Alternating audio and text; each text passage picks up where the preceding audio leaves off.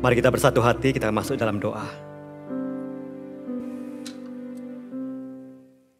Tuhan, kami menyadari bahwa segala dahaga yang ada dalam jiwa kami tidak akan mungkin dapat terpuaskan oleh dunia ini. Hanya Engkau yang mampu memuaskan hati kami. Hanya Engkau yang mampu mencilikan mata rohani kami, agar setiap langkah dalam kehidupan kami adalah langkah-langkah kebenaran yang seturut dengan apa yang menjadi kerinduan-Mu untuk kami kerjakan. Dan secara khusus pada pagi hari ini ketika kembali kami akan disapa oleh kebenaran firman Tuhan. Kami percaya firman-Mu adalah kebenaran itu Tuhan.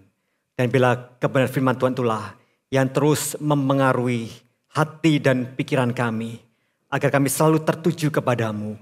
Dan setiap jalan kehidupan kami selaras dengan apa yang menjadi pimpinan dan kehendak Tuhan dalam hidup ini. Kami datang kepada Tuhan dan kami memohon berbicaralah pada kami. Kami siap untuk mendengarkannya.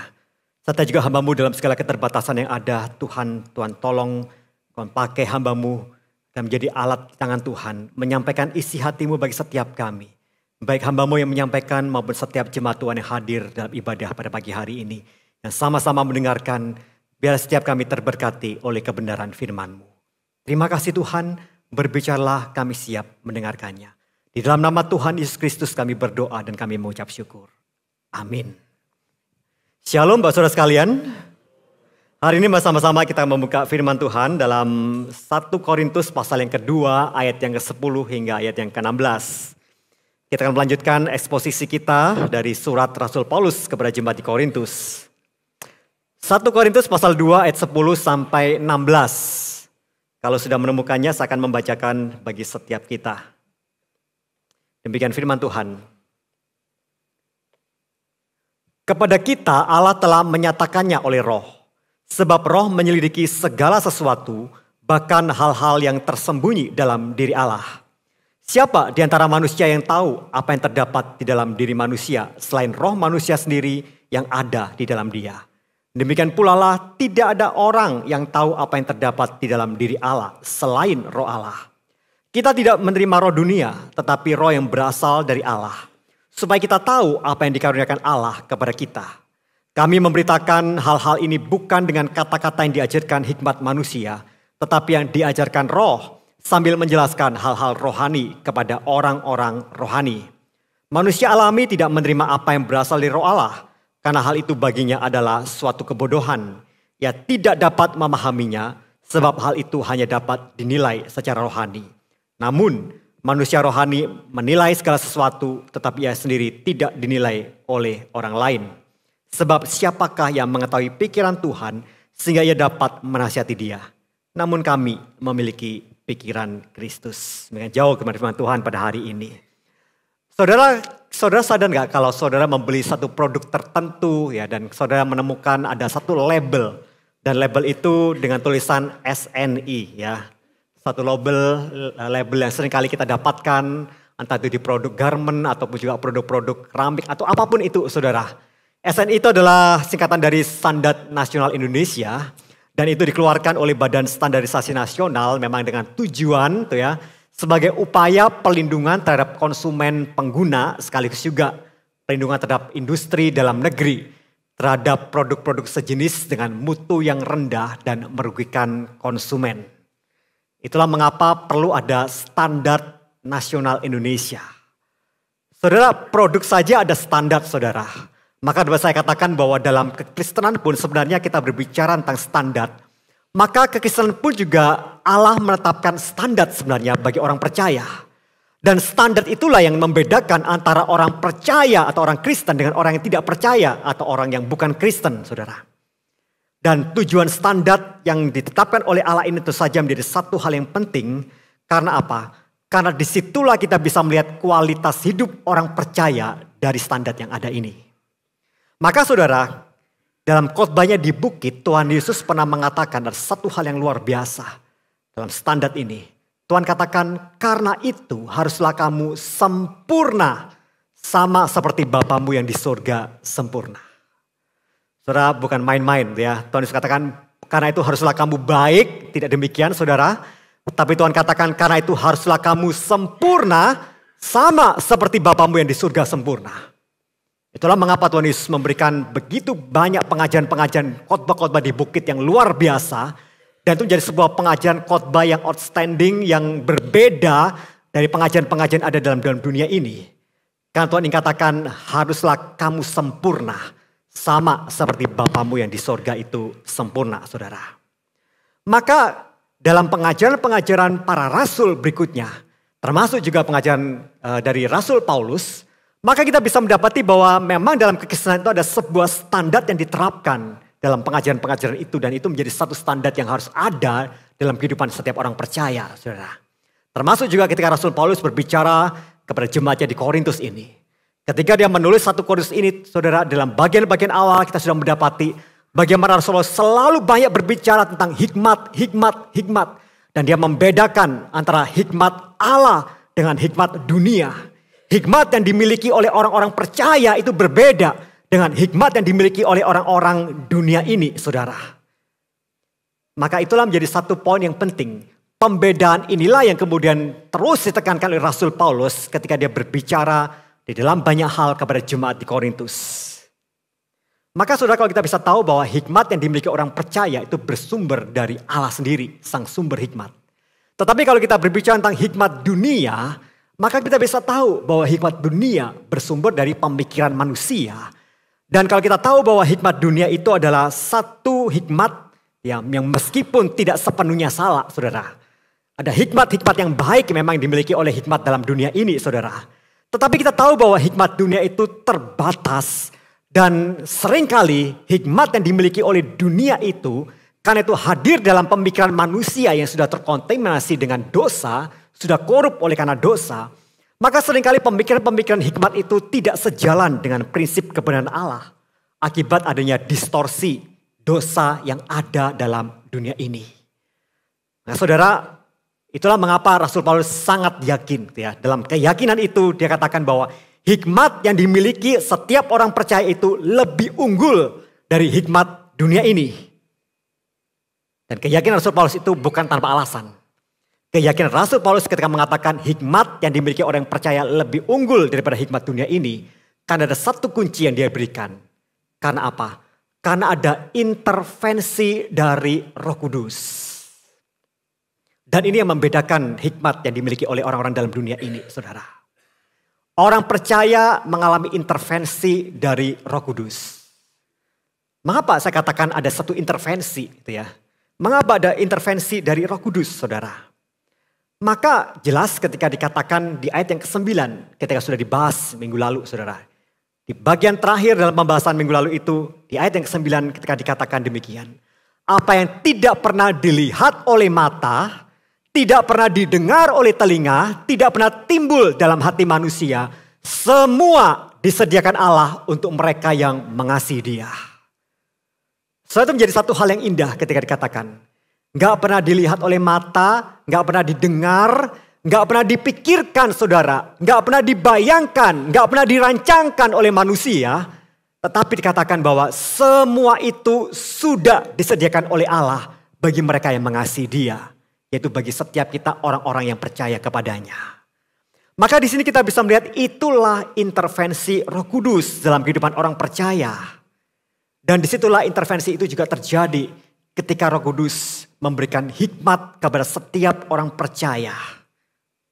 Maka hikmat yang dimiliki orang percaya tentu saja bukan karena pemikiran kita, bukan karena kita hebat, bukan karena kita adalah orang-orang yang pandai, tetapi semata-mata kalau kita bisa tahu bahwa karena Roh Kuduslah yang memberikannya bagi kita. Dalam bahasa Rasul Paulus itu katakan bahwa karena Roh Kudus itu menyatakannya bagi kita. Kalau tidak dinyatakan kita nggak akan bisa memiliki hikmat ilahi atau hikmat dari Allah itu. Maka itulah sebabnya Rasul Paulus kemudian menguji, dia katakan di ayat ke-12. Dia katakan bahwa kita itu tidak menerima roh dunia, tetapi roh yang berasal dari Allah. Supaya kita tahu apa yang dikaruniakan Allah kepada kita. Dan itu poin penting bagi setiap kita, saudara. Kita tidak menerima roh dalam dunia ini, tapi yang kita terima adalah berasal dari Allah. Sehingga kita tahu apa yang dikaruniakan Allah kepada kita. Sehingga kita bisa memiliki hikmat sebagai orang percaya. Karena itu memang dikaruniakan lewat intervensi Roh Kudus dalam kehidupan setiap orang yang percaya.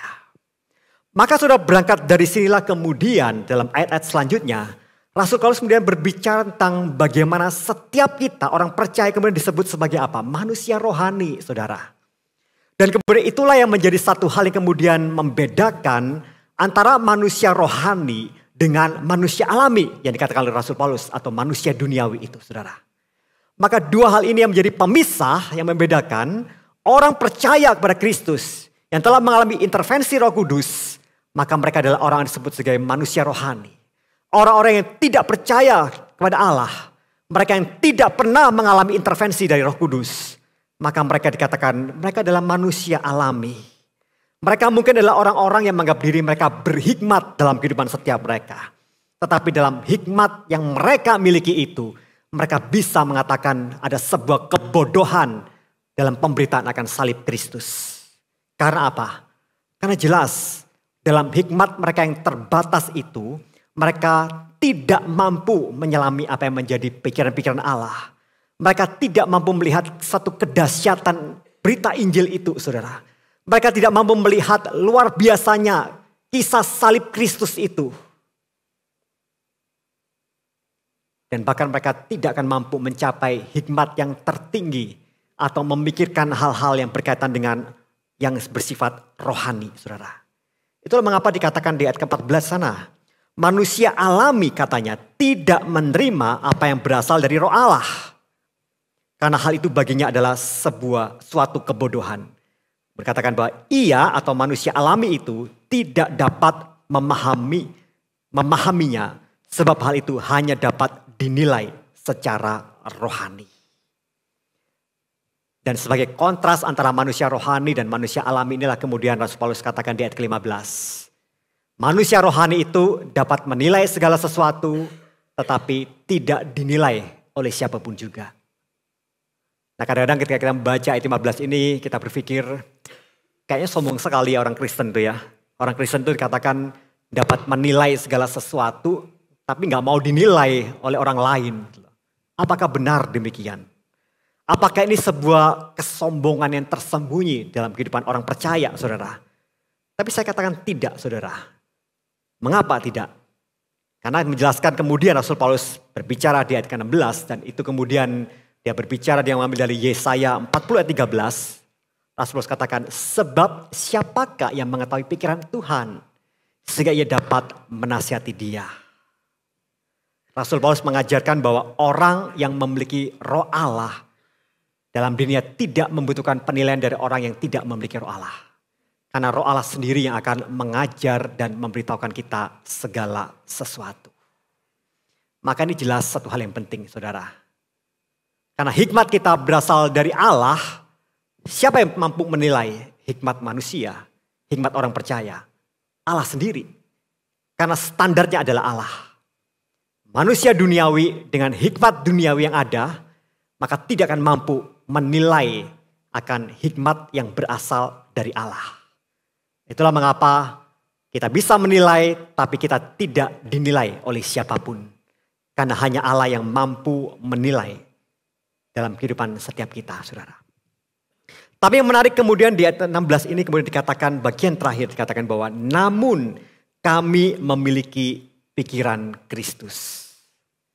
Yang menarik adalah ketika sebelum-sebelumnya itu ya Rasul Paulus berbicara tentang hikmat Allah, pikiran Allah, Roh Allah gitu ya.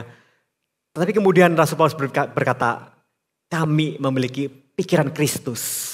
Jadi dia katakan kami memiliki pikiran Allah, enggak demikian. Kami memiliki pikiran Kristus, saudara. Dan disitulah menjadi satu hal yang mengingatkan kembali pada setiap kita bahwa titik awal segala hikmat dan pikiran Allah yang sudah dinyatakan bagi setiap kita orang percaya itu hanya mungkin terjadi karena apa? Kelahiran baru dan pertobatan kita. Ketika kita menerima Yesus sebagai Tuhan dan Juru Selamat dalam hidup setiap kita, saudara. Dan disinilah akhirnya pikiran kita, kehendak kita bisa kita selaraskan kepada pikiran Kristus, kepada kehendak Kristus. Sehingga kita semua itu diselaraskan dengan pikiran dan kehendak Kristus, maka kita bisa tahu. Kita bisa memiliki mata, hati, kaki, tangan seperti Kristus. Dan bukankah kita memang disebut sebagai orang Kristen? Karena orang Kristen itu disebut sebagai apa? Kristus kecil, saudara. Kita adalah orang-orang yang berproses, yang selalu meneladani Kristus. Apapun yang jadi pikiran Kristus, apapun yang menjadi kehendak Kristus, apapun yang Kristus kerjakan, dan itu menjadi satu role model dalam kehidupan setiap orang percaya untuk mengerjakan hal sebagaimana teladan Kristus itu dalam kehidupan setiap kita, saudara.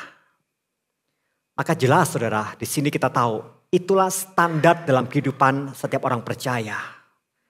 Tapi sayangnya, saudara, kalau kita bisa melihat dalam kehidupan kita pada zaman sekarang ini, saudara, maka harus kita akui bahwa banyak dari kita ada orang-orang Kristen sendiri, saudara, mulai bergumul berat dan bahkan katakan telah kehilangan standar ketika apa? Bersentuhan dengan dunia. Maka seorang penulis buku, James Hunter, dalam bukunya, saudara, dia katakan demikian.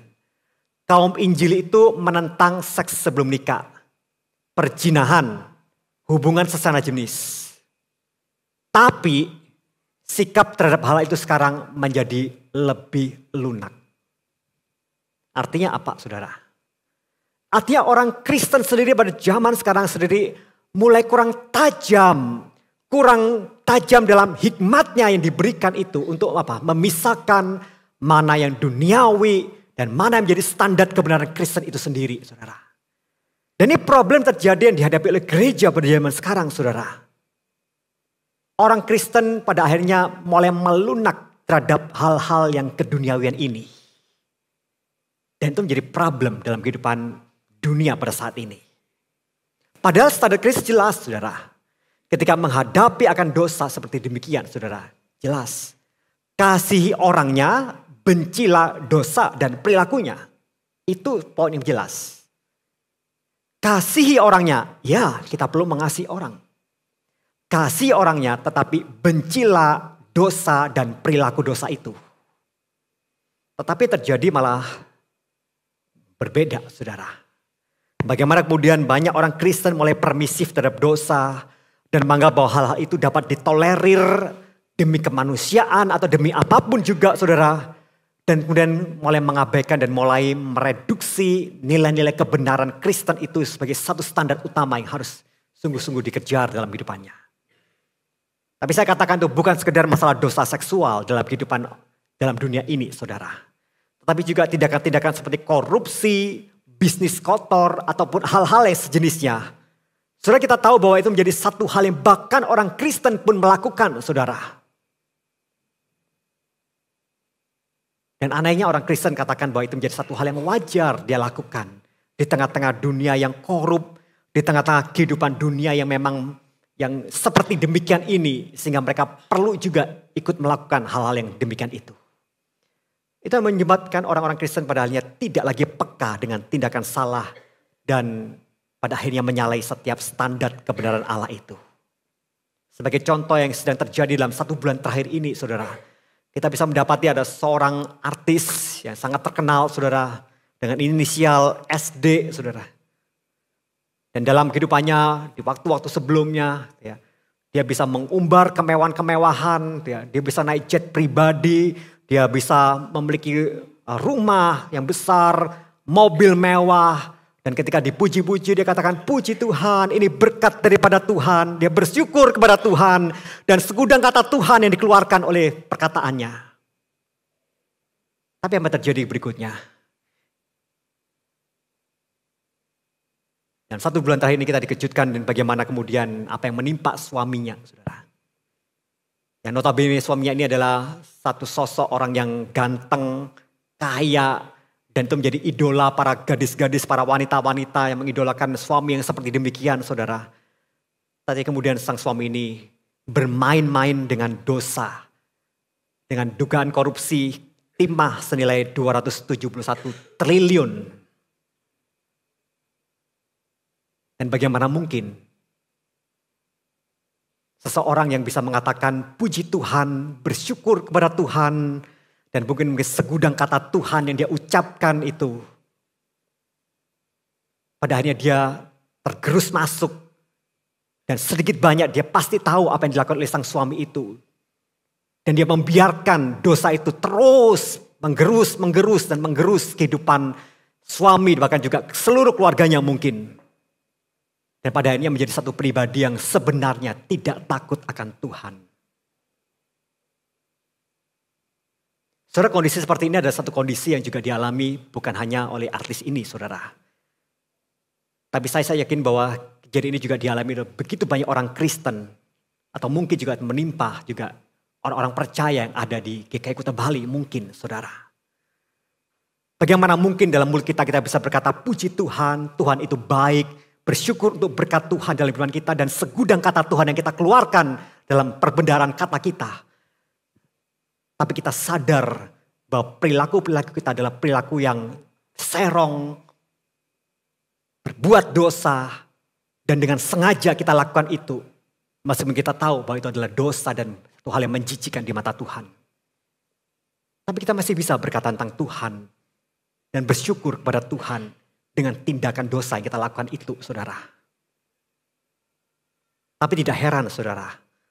Pengkhotbah Charles Spurgeon, ya, lebih dari 150 tahun lalu ketika dia berkhotbah, Spurgeon pernah mengatakan demikian, saudara.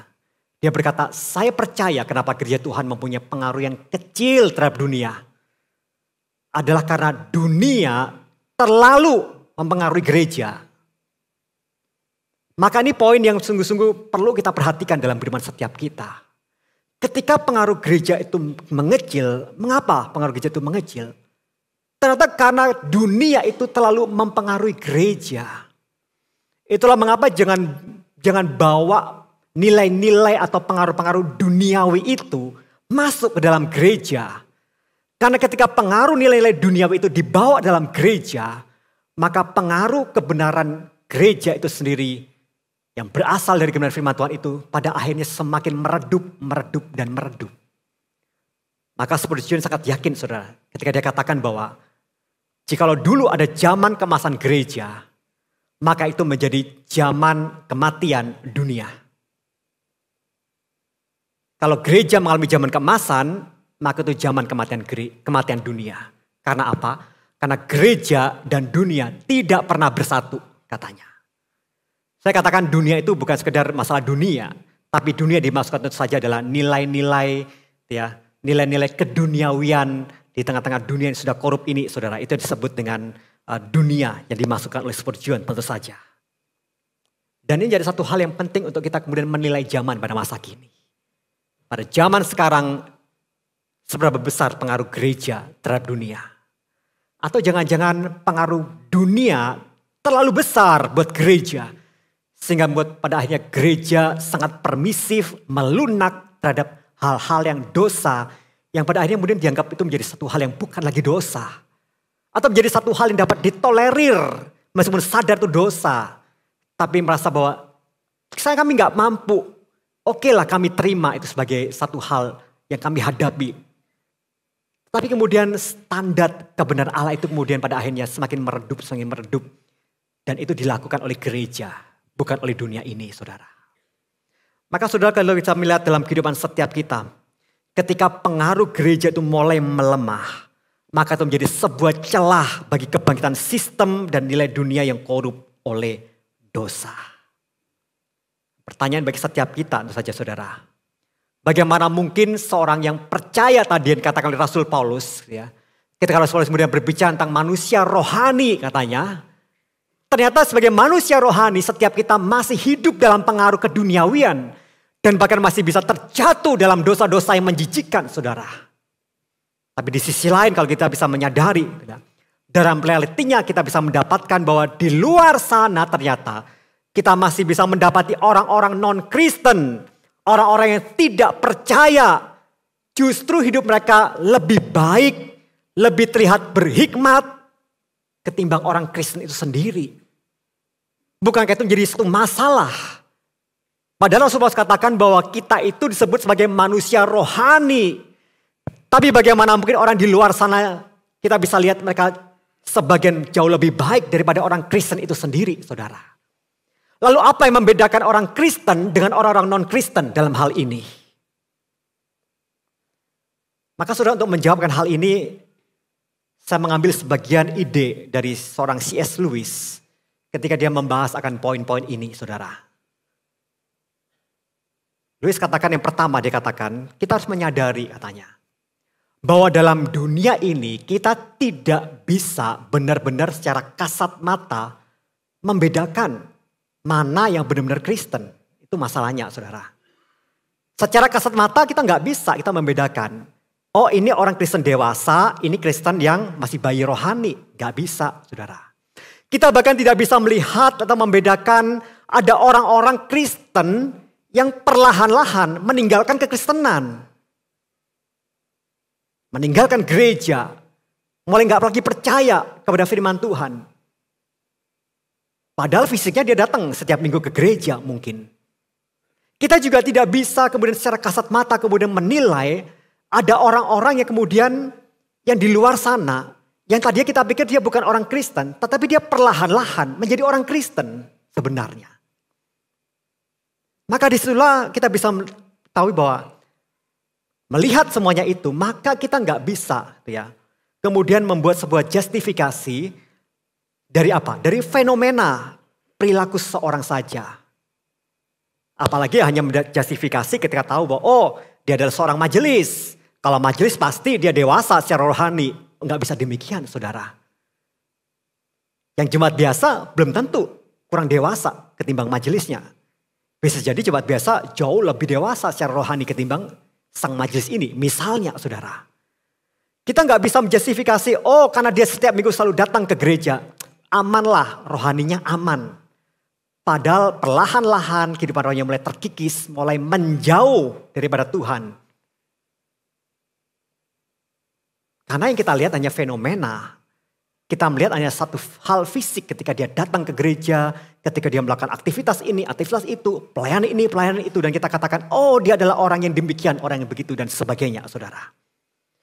Maka ini satu hal yang penting kalau kita bisa tahu bahwa pertama perlu kita sadari bahwa untuk melihat secara kasat mata dan menilai apakah seorang Kristen itu dewasa atau tidak dewasa.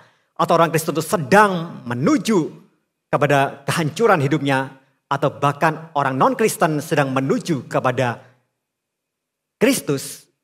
Kita nggak bisa secara kasat mata menilai itu. Itulah mengapa kita juga tidak bisa kemudian pada akhirnya menuduh sembarangan, gitu ya tanda kutip ya. Oh kamu orang Kristen, ya kenapa perilakumu begini ya. Oh kamu ini, kamu itu dan sebagainya. Kita nggak bisa secara pasti menilai itu saudara. Tapi yang kedua kita perlu tahu bahwa satu hal yang penting. Jika memang ada orang-orang non-Kristen yang memiliki perilaku dan pikiran yang baik saudara. Ketimbang orang Kristen itu sendiri. Saya katakan itu wajar. Wajar saudara. Mengapa wajar? Karena memang ada anugerah Allah yang umum yang Allah berikan kepada ciptaannya. Yang membuat mereka bahkan orang Kristen dan non-Kristen setiap ciptaan itu masih bisa memiliki kebaikan-kebaikan relatif tertentu dalam hidup mereka. Itulah mengapa kita bisa mendapati ada orang-orang misalnya yang bisa memberikan nasihat-nasihat yang bijak, yang baik. Padahal dia bukan orang Kristen. Kenapa dia bisa memberikan nasihat-nasihat yang baik buat hidup saya? Atau mungkin kita bisa mendapati ada motivator-motivator tertentu yang non-Kristen. Kan dia berkata dengan perkataan-perkataan hikmat secara umum yang baik saudara. Saya katakan itu menjadi satu hal yang lumrah, yang wajar. Karena Allah memberikan anugerah umum bagi setiap orang. Sehingga mereka masih punya kebaikan-kebaikan relatif itu dalam kehidupan setiap mereka saudara. Dan saya katakan bahwa dalam kehidupan mereka itu, maka disitulah kita bisa melihat saudara. Masih ada orang-orang baik di luar kekristenan. Orang baik masih banyak saudara di luar sana saudara. Dan sebaliknya saudara. Jika kita menemukan ada orang Kristen, katanya Kristen, tapi kok perilakunya buruk. Katanya Kristen, tapi kok masih berbuat ini, berbuat itu. Maka dapat saya katakan bahwa memang ada karakter-karakter dalam dirinya memang belum beres. Dan itu yang menjadi terjadi dalam begitu banyak orang Kristen dalam dunia ini saudara. Maka sangat tidak wajar jika ada orang yang menuntut orang Kristen harus lebih baik daripada orang non-Kristen. Dan itu kalau menjadi sebuah tuntutan yang diberikan oleh orang di luar sana, bahwa kalau kamu Kristen kamu harus lebih baik daripada orang non-Kristen, maka itu menjadi satu hal yang tidak wajar, saudara. Karena apa? Karena di luar sana juga masih banyak orang-orang yang baik. Karena ada anugerah umum yang diberikan oleh Allah. Ada hikmat yang umum yang Allah juga sediakan bagi orang-orang yang mau belajar tentang hikmat. Lalu apa istimewanya menjadi orang Kristen? Hal apa yang signifikan ya kemudian pada akhirnya kita mulai bertanya yang membedakan antara kita tuh orang Kristen dengan orang yang non-Kristen. Jadi kalau pada akhirnya orang Kristen pun juga tidak lebih baik daripada orang non-Kristen. Maka kembali kepada pemikiran dari Rasul Paulus, saudara. Maka dia satu poin yang penting, satu hal yang membedakan antara kita sebagai orang percaya dengan orang yang tidak percaya adalah apa? Ketika seseorang itu telah mengalami penebusan Kristus dalam dirinya, maka ingat ada intervensi Roh Kudus, ada Roh Kudus yang ada dalam dirinya yang pertama-tama itu berintervensi mengubah seseorang dari manusia lama menjadi manusia baru. Dan itu yang membedakan antara kehidupan orang yang percaya dengan orang yang tidak percaya. Intervensi Roh Kudus ketika kita menerima penebusan Kristus itu adalah mengubah setiap kita dari manusia lama menjadi manusia yang baru. Dan ini diibaratkan seperti apa? Bukan seperti seseorang yang mengajari seekor kuda untuk melompat, saudara. Kalau saudara mungkin suka berkuda gitu ya, punya kuda dan saudara melatih kuda itu, maka saudara melatih kuda itu bisa melompat rintangan itu yang melompat. Mengubah manusia lama jadi manusia baru, ya, diilustrasikan bukan seperti itu, saudara. Bukan seperti melatih kuda untuk belajar melompat, tidak, saudara. Tetapi mengubah seekor kuda menjadi seekor makhluk yang memiliki sayap. Dan ketika makhluk itu, kuda itu kemudian mulai terbentuk di bahunya, ada benjolan-benjolan tertentu dalam proses itu, saudara. Mungkin ketika benjolan itu mulai muncul, ada rasa tidak enak, ada rasa sakit yang mungkin yang timbul oleh karena benjolan itu semakin membesar, makin besar. Tetapi ketika pada akhirnya benjolan itu kemudian membesar dan membentuk sebuah sayap yang sempurna, maka kuda itu bukan lagi bisa melompat. Kuda itu terbang, saudara. Maka disitulah membedakannya.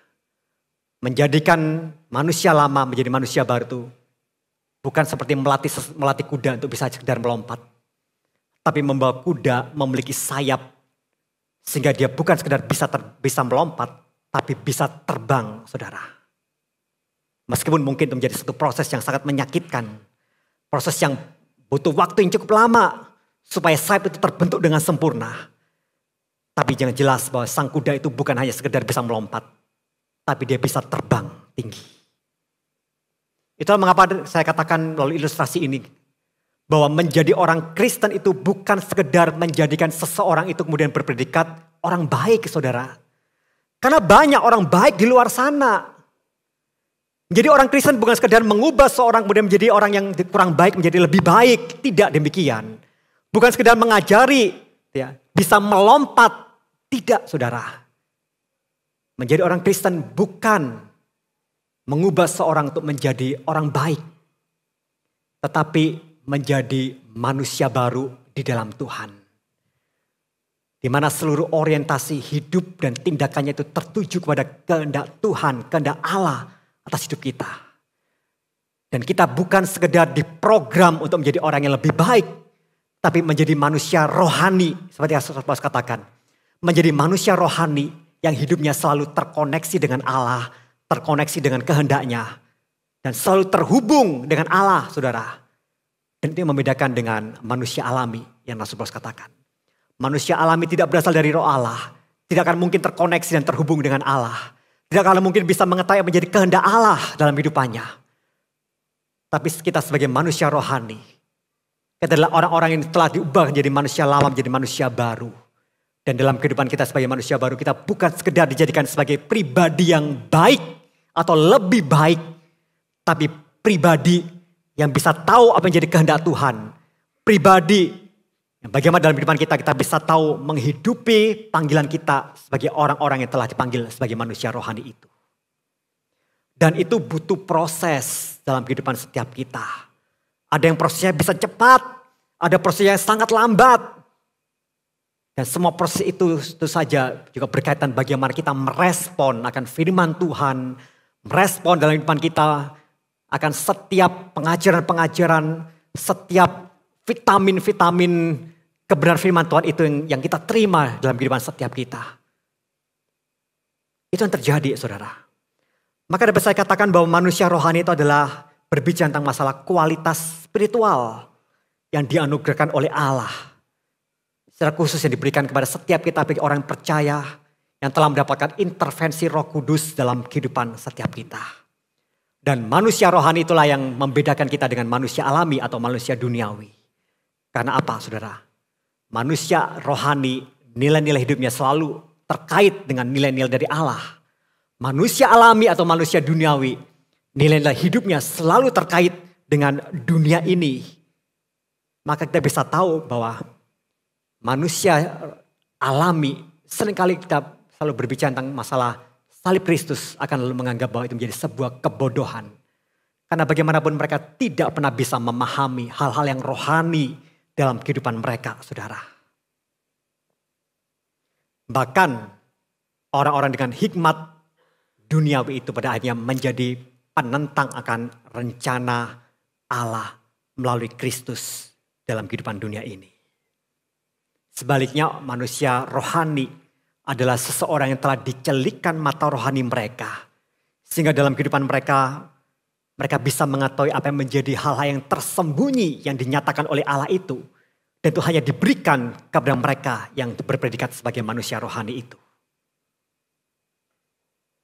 Maka saudara, di akhir khotbah ini saya ingin sedikit mengutip lagi perkataan dari C.S. Lewis ya, dalam bukunya Christianity. Dia katakan demikian, saudara. Perintah jadilah kamu sempurna, seperti yang dikatakan Tuhan Yesus dalam khotbah di bukit itu. Bukan omong kosong yang idealistis, katanya. Juga bukan sebuah perintah untuk melakukan sesuatu yang mustahil. Karena apa? Karena Ia atau Allah akan membuat kita menjadi makhluk-makhluk yang bisa mematuhi perintah itu. Allah berkata di dalam catatan Alkitab bahwa dulu kita adalah makhluk-makhluk yang mulia. Dan Dia akan menggenapi perkataannya itu. Dan prosesnya akan berlangsung lama. Kadang-kadang sangat menyakitkan. Tetapi itu harus kita alami tanpa dikurangi. Ya bersungguh-sungguh dengan perkataannya. Satu hal yang penting dalam kehidupan setiap kita. Ketika Tuhan Yesus katakan, hendaklah kamu sempurna, jadilah kamu sempurna sama seperti Bapamu di surga sempurna. Itu bukan satu perkataan yang tidak mungkin bisa dilakukan oleh orang percaya dalam hidupnya, saudara. Itu bukan satu kemustahilan. Bukan sebuah omong kosong, kata Tuhan Yesus berkata demikian. Itu ada satu hal yang pasti. Karena apa? Karena dikatakan oleh Allah sendiri. Ketika Allah menganggap kita ada satu makhluk yang mulia. Pribadi yang berharga dan mulia. Maka Tuhan akan menggenapi keberadaan kita sebagai pribadi yang mulia itu. Pribadi yang sempurna dalam kacamata Allah Bapa di sorga, saudara. Saudara, mungkin dalam kehidupan setiap kita dalam dunia ini kita mungkin masih bergumul dengan dosa. Kita akan terus bergumul dengan dosa. Karena kita selalu bersentuhan dengan dunia ini, saudara. Dan mungkin sampai kita pada akhirnya kita kemudian berjumpa dengan Kristus dalam kemuliaan sana. Dalam momen glorification itu, saudara. Bahkan juga mungkin dalam kehidupan setiap kita kadang-kadang kita mungkin memiliki hikmat-hikmat yang kemudian dipengaruhi oleh hikmat dunia ini. Sehingga kemudian pada akhirnya seringkali bukan hikmat Allah yang muncul dalam kehidupan setiap kita. Tetapi hikmat dunia ini yang kemudian menjadi pengaruh. Yang kemudian menjadi satu hal yang muncul dalam kehidupan setiap kita. Tapi menjadi satu hal yang penting bagi setiap kita, kita harus ingat. Bahwa Allah bersungguh-sungguh dengan perkataannya. Dan istilah kita bisa tahu bahwa masih ada pengharapan dalam kehidupan setiap kita orang percaya, saudara. Kan dalam kehidupan setiap kita adalah kita ada masa-masa kita masih terus berproses dalam kehidupan setiap kita. Dan jangan lelah ketika kita diproses oleh Tuhan akan hal ini. Jangan pernah kita mengeluh ketika kita diproses dan dibentuk oleh Tuhan. Bahkan juga mungkin kita sampai jatuh bangun dalam proses yang dikerjakan oleh Tuhan itu. Jangan pernah kita lelah dan mengeluh akan hal itu.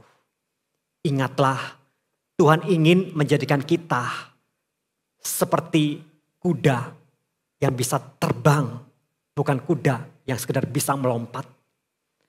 Allah ingin menjadikan kita sebagai pribadi-pribadi yang mulia di matanya, pribadi yang berharga di matanya. Kiranya Tuhan menolong setiap kita untuk kita berproses akan hal ini. Dan selamat menjalani setiap proses yang diberikan oleh Tuhan dalam kehidupan setiap kita. Sehingga pada akhirnya kita menjadi manusia-manusia rohani yang dewasa di dalam Tuhan. Mari kita berdoa. Tuhan, terima kasih karena Tuhan sendiri telah memanggil kami sebagai manusia rohani. Satu pribadi yang memiliki hak istimewa dapat berkoneksi dengan Engkau Tuhan. Yang mampu mendapatkan hal-hal yang tersembunyi, yang disingkapkan oleh Allah sendiri, yang tidak dapat dirasakan oleh orang-orang dunia ini. Yang diberikan hikmat dari Allah sendiri. Dan kami bersyukur, berterima kasih untuk semuanya itu Tuhan. Tapi kami sadar bahwa dalam kehidupan kami, dalam dunia ini, kami masih banyak berjuang dengan pergumulan-pergumulan akan dosa, dan bersentuhan dengan hal-hal yang duniawi. Kami sadar bahwa seringkali kami juga terjatuh dalam berbagai-bagai dosa. Ketika kami terpikat oleh hal-hal dunia ini. Tapi kami bersyukur bahwa Engkau Allah yang telah mengubah kami dari manusia lama menjadi manusia yang baru.